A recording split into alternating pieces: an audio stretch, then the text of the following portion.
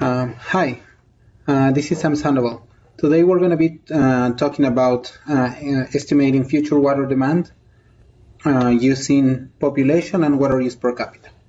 So let's start from here. So the first thing that you should know is that, in this exercise, the objective of this exercise is to estimate the future water demand. How are we going to do this? Well, basically, first, we're going to estimate the population. And we're going to, I'm going to teach you how to estimate future population based on historic records. So this is going to be the first part, estimating the population. Then the second part of this exercise will be about estimating the water use per capita. What we're going to estimate is how much water is used per person. And once we have done this, basically we have all the ingredients, all the required ingredients.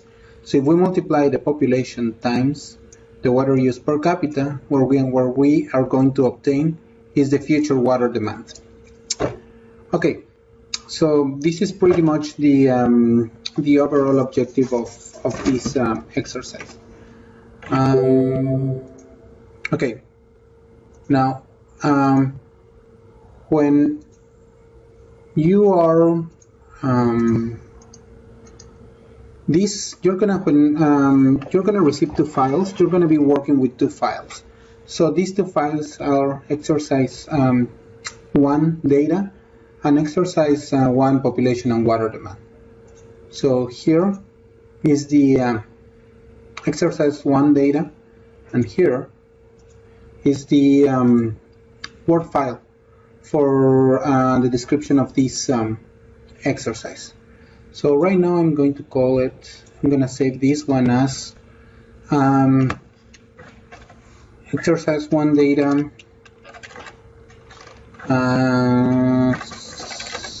Sandoval. Okay, so we're going to be throughout the course we're going to be talking, or we're going to be working with data related to Pájaro Valley and Watsonville. In this case, the future water demand that we're going to estimate is future water demand for a city located here in for a city called Watsonville, which is located between Santa Cruz and Monterey, in the Monterey Bay. This is the city. So we're going to be estimating the future water demand, municipal water demand for that city.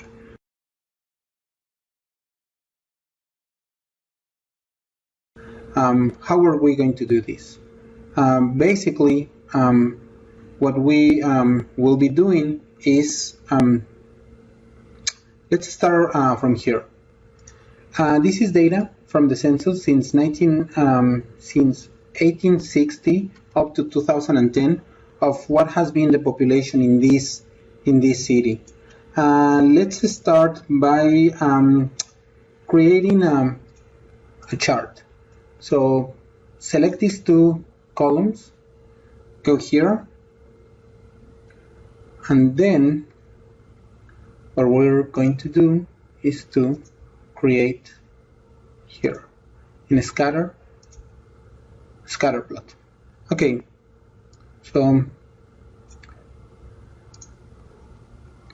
let's so this is basically what I'm asking you to do here. Then let me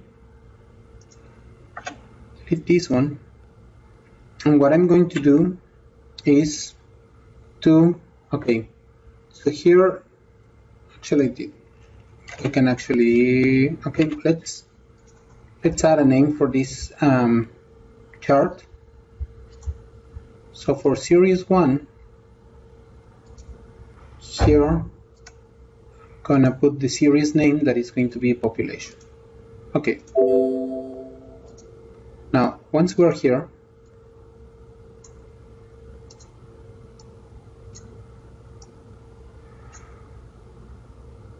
we are going to add let's add a trend line here. So you need to select and then right click, go to add a trend line,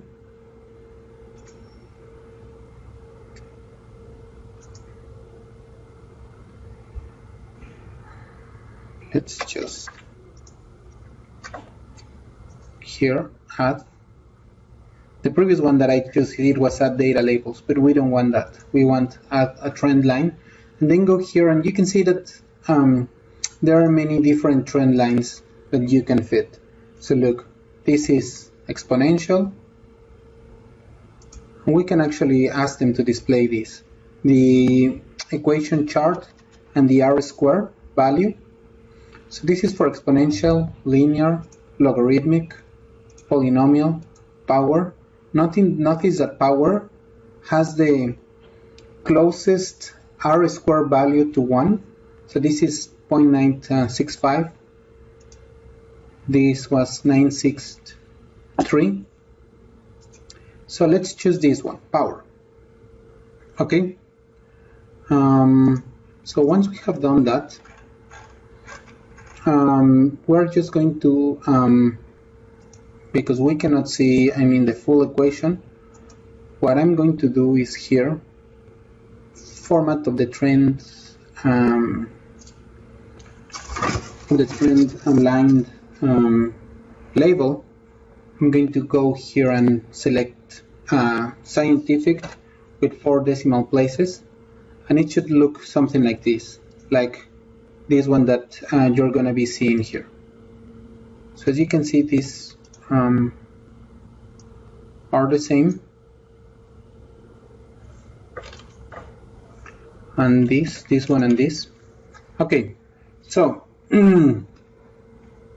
so the R value is about 0.965, which is very close to 1. So the X variable is the years, and the Y variable is the and the Y variable is actually the populations. So here we're going to start creating using this equation that you have seen I copied here, and we're going to use this equation which comes from this regression to estimate what is the population according to this regression, to this equation.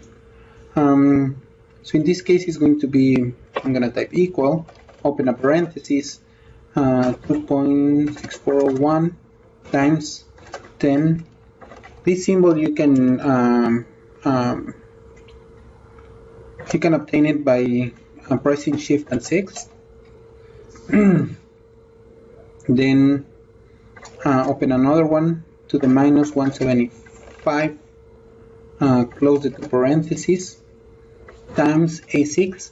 And for A6 I'm just going to move with the arrows to select the cell that I want, which in this case is A6. Again, to the power of 54.292. Okay, so now we have that data, which basically what I was doing is just typing this equation. Okay, so we have the value that we were looking here is the value that we were looking here. Notice that in this I will be writing the equations, or you can actually see them here in this part, which is here where you can actually enter the equations. Well, now that we are here, let's copy this formula for the rest of the years, and you can type Ctrl+C and then select all these cells and type Ctrl+V. That's one way of copying it. The other one is that you just go select this. See how the cursor changes here? So it changes from this to this, and then you just drag it all the way down, or you can go here, and once the cursor has changed, you just double click and it will go all the way down. It is the same. There are 3 different ways of copying cells. Okay, so once we have done that, let's here in this cell, in cell 28, let's estimate the R square for these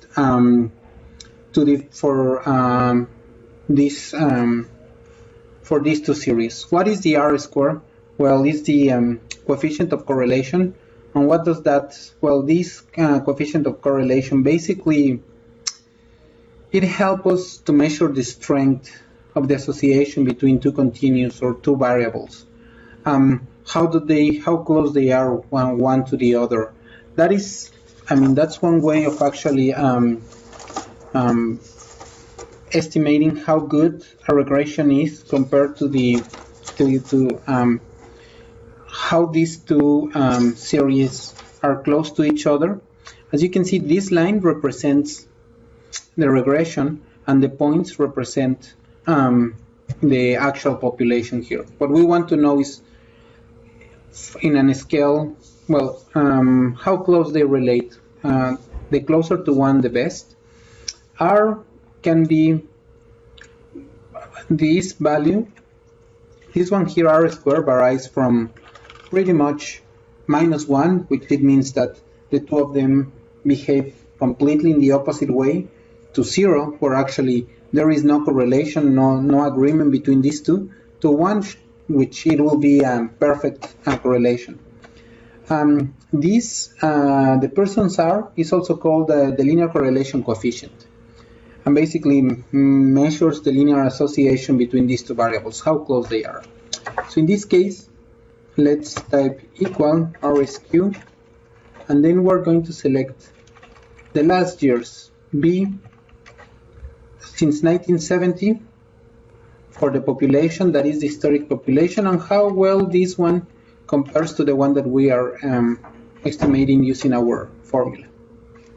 So in this case, it's 0.9704, and this is for the last part. So as you can see, this is a correlation. Remember that the closer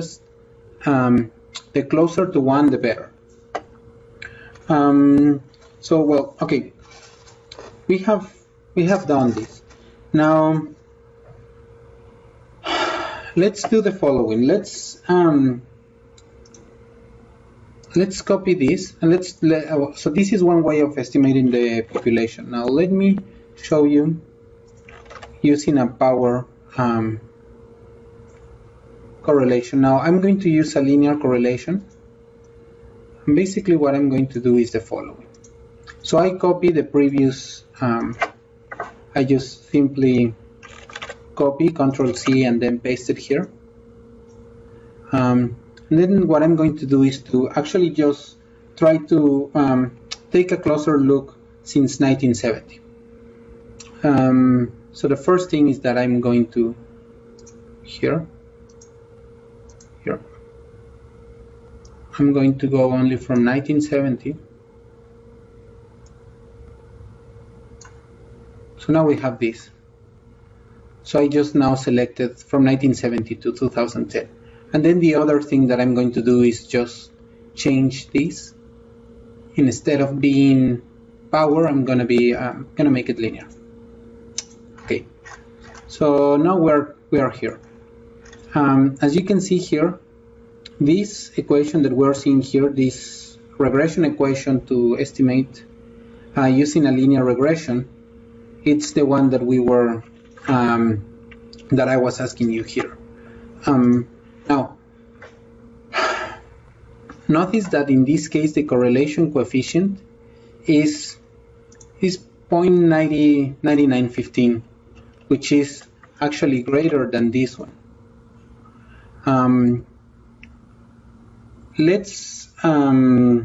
Now let's go here and use this equation to populate since 1970 what will be the population using a linear regression. In this case, I will type 939.82 times 817 minus 183.73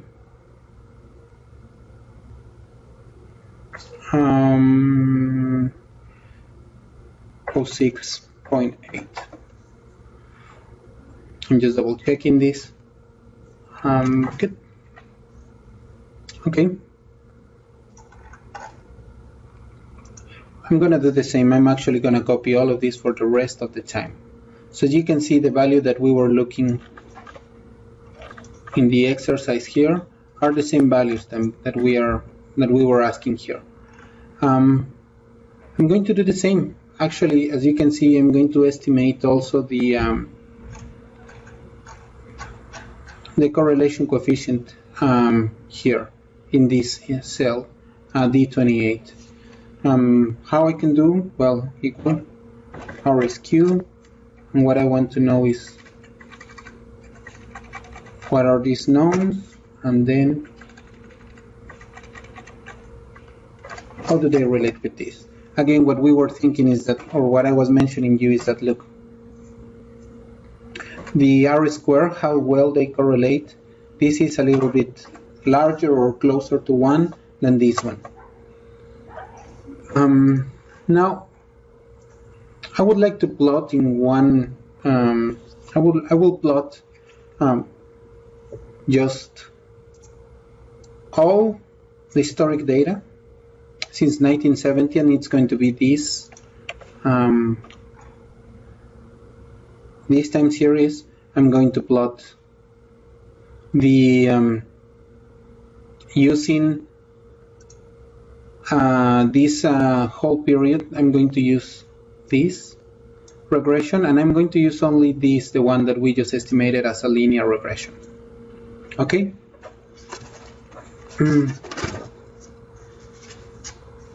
So let's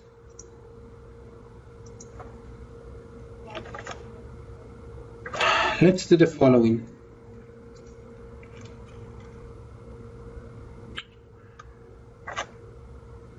Okay, I'm just copying again this.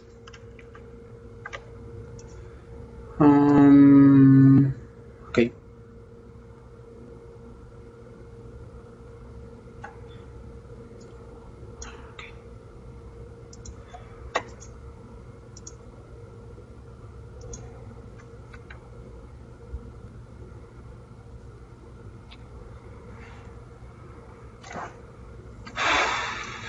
Here I'm just going to select data, and this I'm going to change it for historic data, the name.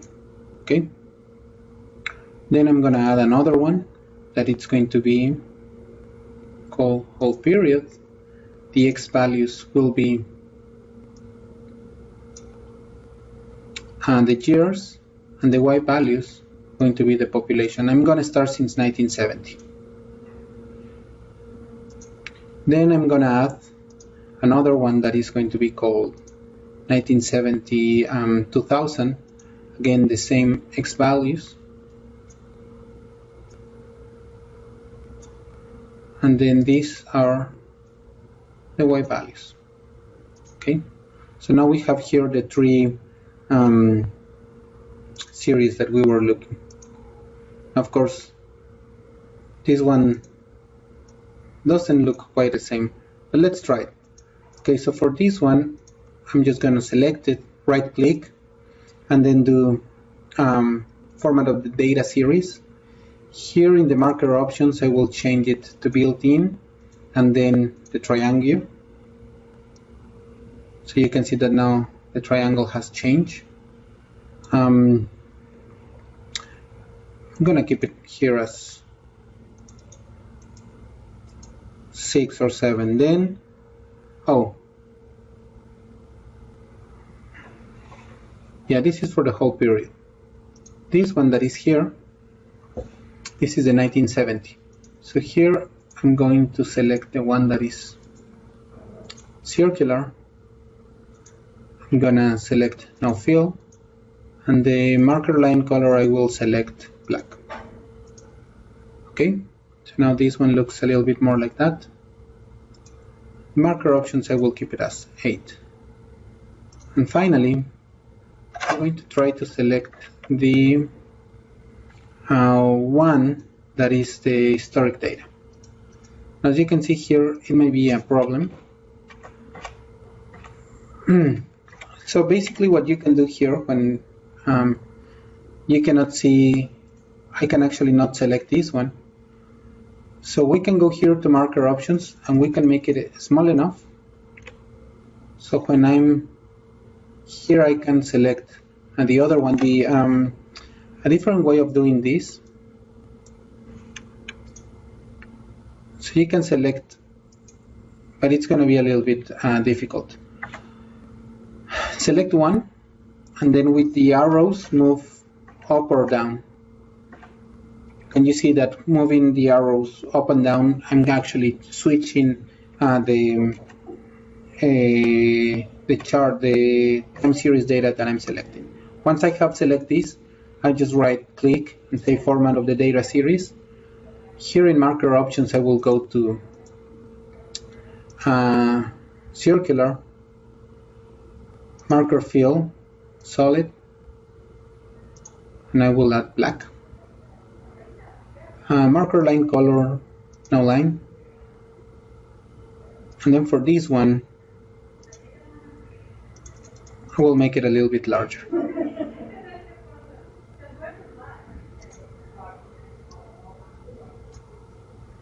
Okay. So now as you can see, this looks a little bit more similar like this one that we are looking.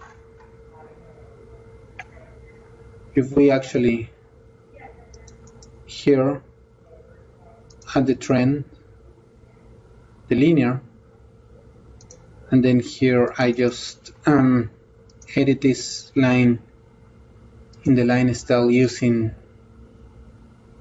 assume it's this one, no, it's this one. It looks very similar to the one that is on the exercise. Okay, so okay, so we have selected, we have created these three different charts.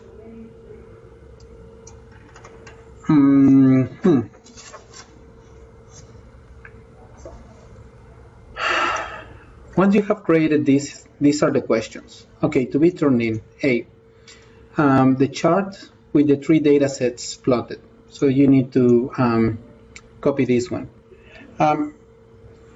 When submitting your exercises, something that it will be good to do is, well, first create a new document. Once you have created a new document, the first thing is that let's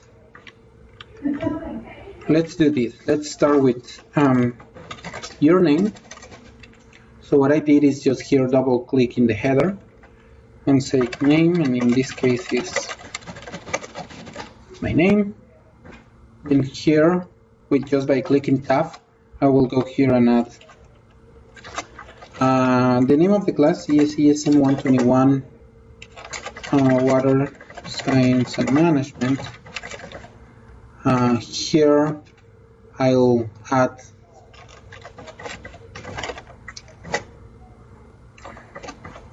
the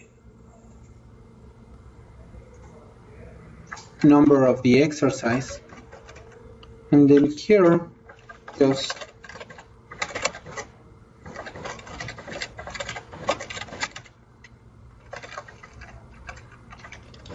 this. Okay, so now I have a template. When I submit my assignment, I'll know we can use always this template, but I mean this will be a good way for us to keep track. Okay, so now coming back here to be turned in, please try to write down the in which section we are. We are in the section of population. Of this exercise, that's in the section that we are. Now here, what we're going to do is this. I just copy this, paste it here, and now here I need to okay, what do we need to turn in? Well, this chart of with the three data sets, and then what I want you to tell me here is describe these two regressions. How do we obtain it? And out of these two, which one will you select to estimate the project future population? Or do you use any criteria? Are you not using any criteria? Okay, now let's move on. coming back here. Now let's see if the equation, the regression that you have selected is okay. Let's estimate what is the average decadal growth. How do we do that? Well, first of all, here in this cell, we're going to be subtracting this decade population minus the previous one. And we can do the same for the rest of the decades. So as you can see, we get to the numbers that were here. We can do the same, and with this power regression, we can do the same, and we can also do the same with this linear regression.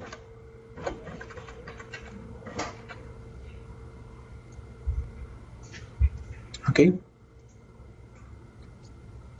Now, once we have done this, let's estimate what is the average decadal growth for these equations. So here, we just type the average, and this is the average decadal growth, and this will be the average decadal growth for the other ones. Every time that I type F2, that's how it gets this cell's color. Okay, so notice that the average decadal growth, the historic, it was about 9100. With this equation, looks that this starts kind of the average over this period is about 9500. And this, because it's linear, it's adding up pretty much 9400. So as you can see, out of the linear, the estimation with the linear regression is the closest one to the historic, not as much as the whole period. So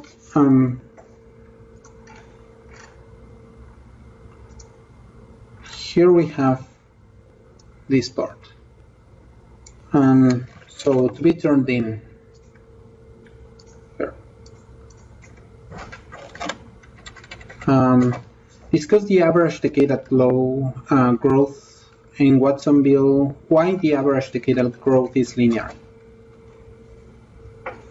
So notice here that some of the historic, sometimes is 8, sometimes is 7. Well, this is almost 9,000. 7,500, then 13,000, then 7,000. So an average is 19. So do you think this is growing linear? Did you select the linear growth equation as your regression equation? So in this section, did you select linear or the one that it was the regression equation using the power regression? Was it necessary to estimate this decadal growth? Do you think we need to estimate it? Do you think we don't?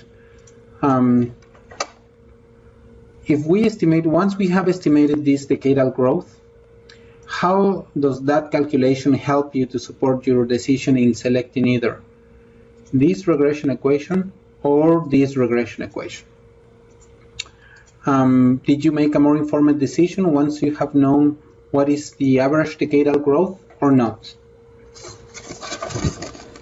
Okay, so we have estimated our population growth. Now let's save this, and we're going to save it as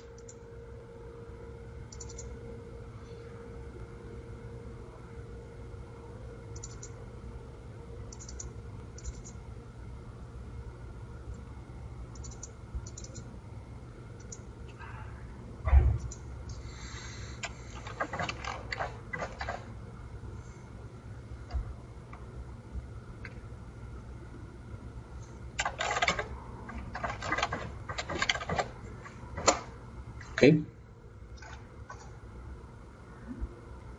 Also make sure to save your Excel file.